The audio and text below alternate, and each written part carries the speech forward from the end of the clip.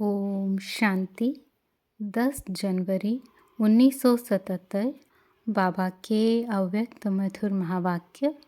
मुरली का टाइटल है जैसा लक्ष्य वैसा लक्षण। आज बाप दादा हर बच्चे के मस्तक और नैनों द्वारा एक विशेष बात देख रहे हैं। अब तक लक्ष्य और लक्षण कितना समीप है। लक्ष्य के प्रमाण लक्षण प्रैक्टिकल रूप में कहाँ तक दिखाई देते हैं। लक्ष्य सबका बहुत ऊंचा है, लेकिन लक्षण धारण करने में 3 प्रकार के पुरुषार्थी हैं। वो कौन से हैं? एक है जिन्हें सुनकर अच्छा लगता है, करना चाहिए, लेकिन सुनना आता है पर करना नहीं आता है। दूसरे हैं जो सोचते हैं, समझते भी हैं, करते भी हैं, लेकिन शक्ति स्वरूप ना होने के कारण डबल पार्ट बजाते हैं। अभी अभी ब्राह्मण, तीव्र पुरुषार्थी, अभी अभी हिम्मतहीन। कारण 5 विकार और प्रकृति के तत्व दोनों में से किसी ना किसी के वशीभूत हो जाते हैं। इसलिए लक्ष्य और लक्षण में अंतर पड़ जाता है। इच्छा है, लेकिन इच्छा मात्रम अविद्या बनने की शक्ति नहीं। इस कारण अपने लक्ष्य की इच्छा तक पहुंच नहीं पाते हैं। तीसरे हैं जो सुनना, सोचना और करना तीनों को समान करते हुए चलते हैं। ऐसी आत्माओं का लक्ष्य और लक्षण 99% समान दिखाई पड़ता है। ऐसे 3 प्रकार के पुरुषार्थी देख रहे हैं। वर्तमान समय हर एक ब्राह्मण आत्मा के संकल्प और बोल को लक्ष्य की कसौटी पर चेक करना चाहिए कि लक्ष्य के प्रमाण संकल्प और बोल हैं। लक्ष्य है फरिश्ता सो देवता। जैसे लौकिक परिवार और ऑक्यूपेशन के प्रमाण अपना संकल्प, बोल और कर्म चेक करते हैं, वैसे ब्राह्मण आत्माएं अपने ऊंच से ऊंच परिवार और ऑक्यूपेशन को सामने रखते हुए चलते हैं। वर्तमान मर्जीवा ब्राह्मण जन्म नेचुरल स्मृति में रहता है, वह पास्ट शूद्रपन के लक्षण नेचुरल रूप में पाठ में आ जाते हैं। जैसा जन्म होता है वैसे कर्म होते हैं। श्रेष्ठ जन्म के कर्म भी स्वतः ही श्रेष्ठ होने चाहिए। अगर मेहनत लगती है तो ब्राह्मण जन्म की स्मृति कम है। वास्तव में श्रेष्ठ कर्म व श्रेष्ठ लक्ष्य श्रेष्ठ जन्म का बर्थ राइट जन्म सिद्ध अधिकार है। जैसे लौकिक जन्म में स्थूल संपत्ति बर्थ राइट होती है, वैसे ब्राह्मण जन्म की दिव्य गुण रूपी संपत्ति ईश्वरीय सुख शक्ति बर्थ राइट है। बर्थ राइट का नशा नेचुरल रूप में रहता ही है। मेहनत करने की आवश्यकता ही नहीं। अगर मेहनत करनी पड़ती है तो अवश्य संबंध और कनेक्शन में कोई कमी है। अपने आप से पूछो, बर्थ राइट का नशा रहता है? इस नशे में रहने से ही लक्ष्य और लक्षण समान हो जाएगा। इसके लिए सहज युक्ति जिससे मेहनत से मुक्ति मिल जाए, वो कौन सी है? स्वयं को जो हूँ, जैसा हूँ, जिस श्रेष्ठ बाप और परिवार का हूँ, वैसा जानते हो, लेकिन हर समय मानते नहीं हो। अपनी तकदीर की तस्वीर नहीं देखते हो।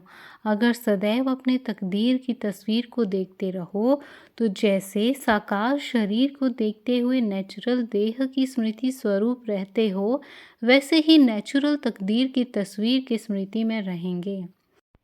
चलते फिरते वाह बाबा और वाह मेरी तकदीर की तस्वीर। यह अजपा जाप अर्थात मन से यह आवाज़ निकलती रहे। जो भक्त लोग अनहद आवाज़ सुनने का प्रयत्न करते हैं, यह आपकी ही स्थिति का गायन भक्ति में चलता रहता है। अपने कल्प पहले की खुशी में सदा नाचने का चित्र, जिसको रास लीला का चित्र कहते हैं, हर गोपी व गोप सदा गोपी वल्लभ के साथ रास करते हुए दिखाते हैं। यह खुशी नाचने का यादगार चित्र है। आपके प्रैक्टिकल चरित्र का चित्र बना है। ऐसा प्रैक्टिकल चरित्रवान चित्र सदा देखने में आता है। ऐसे अनुभव करते हो कि यह मेरा ही चित्र है।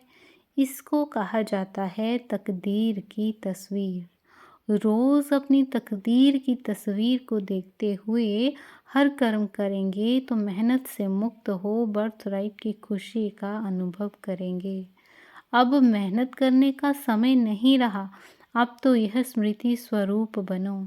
जो जानना था वो जान लिया, पाना था वो पा लिया, ऐसा अनुभव करते हो। बाप दादा तो हर एक के तकदीर की तस्वीर देख हर्षित होते हैं। ऐसे ही तत्त्वम बाप दादा को विशेष आश्चर्य एक बात का लगता है।